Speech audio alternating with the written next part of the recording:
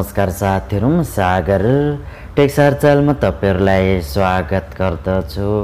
आजको यो भिडियो अन्तर्गत तपाईहरुलाई कसरी ग्लोबल आईएमई बैंकबाट तपाईहरुले eSewa वालेटमा पैसा लोड गर्न सक्नुहुन्छ भन्ने बारेमा यो भिडियोको माध्यमबाट तपाईहरुलाई जानकारी गराउँदै छु। यदि तपाईहरु eSewa युजर हुनुहुन्छ र तपाईले आफ्नो eSewa एकाउन्टमा पैसालाई लोड गर्न चाहनुहुन्छ भने आजको यो भिडियो तपाईहरुको लागि धेरै युजफुल रहनेछ।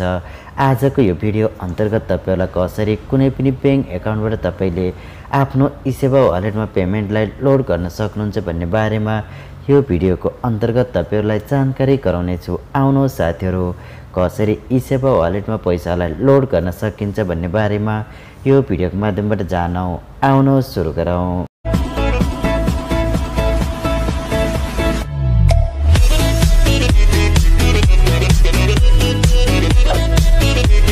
यदि तपाईहरु eSewa युजर हुनुहुन्छ र तपाईले आफ्नो eSewa एकाउन्टमा पेमेन्टलाई या पैसालाई लोड गर्न चाहनुहुन्छ भने तपाईले एउटा बैंक एकाउन्ट हुनु पर्दछ र जुन बैंक एकाउन्टलाई तपाईले अनलाइन बनाउन सक्नुहुन्छ र तपाईले आफ्नै मोबाइल फोन या कम्प्युटरबाट धेरै आसान तरिकाले आफ्नो eSewa वालेटमा पैसालाई लोड गर्न सक्नुहुनेछ।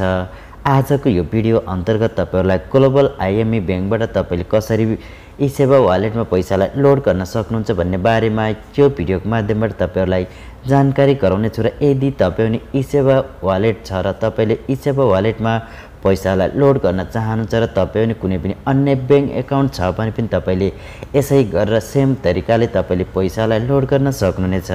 आजको यो भिडियो अन्तर्गत तपाईलाई ग्लोबल आईएमई बैंकबाट तपाईले कसरी eSewa वालेटमा पैसालाई लोड गर्न सक्नुहुन्छ भन्ने बारेमा यो भिडियोको माध्यमबाट तपाईहरुलाई जानकारी गराउने छु। यदि तपाईले eSewa वालेटमा ग्लोबल आईएमई बैंकबाट आफ्नो पैसालाई लोड गर्न चाहनुहुन्छ भने आजको यो भिडियोलाई अवश्य लाइक गर्नुहोला र यदि तपाईहरु हाम्रो YouTube च्यानलमा पहिलो चोटी हेर्दै हुनुहुन्छ भने तल दिएको सब्स्क्राइब बटनलाई क्लिक गरेर अल नोटिफिकेसनलाई प्रेस गर्नुहोला र यदि तपाईहरुलाई भिडियो मन पर्छ भने यो भिडियोलाई शेयर गर्नुहोला।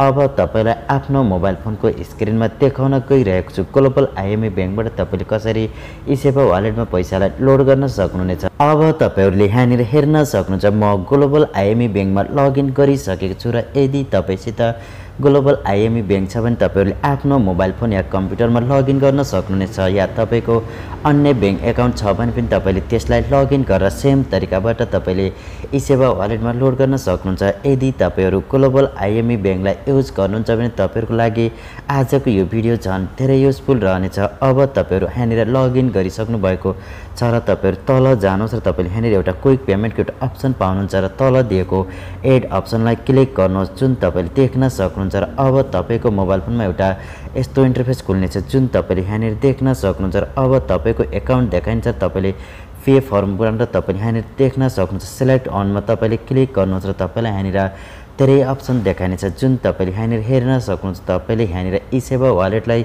रिलोड गर्नको लागि या eSewa वालेटलाई लोड गर्नको लागि तपाईले यहाँनिर eSewa वालेटको अप्सनलाई क्लिक गर्नु तपाईले यहाँनिर हेर्न सक्नुहुन्छ। तपाईको मोबाइल फोनमा एउटा यस्तो इन्टरफेस आउनेछ जुन तपाईले यहाँनिर देख्न सक्नुहुन्छ। eSewa वालेटको नाम आइसकेको छ र तपाईले अब यहाँनिर eSewa आईडी भनेर दिएको छ। तपाईले यहाँनिर तपाईको eSewa आईडीमा युज गरेको त्यो फोन नम्बरलाई एड गर्नुपर्ने हुन्छ। तपाईले यहाँनिर त्यो फोन नम्बरलाई एड गर्नुहोस्।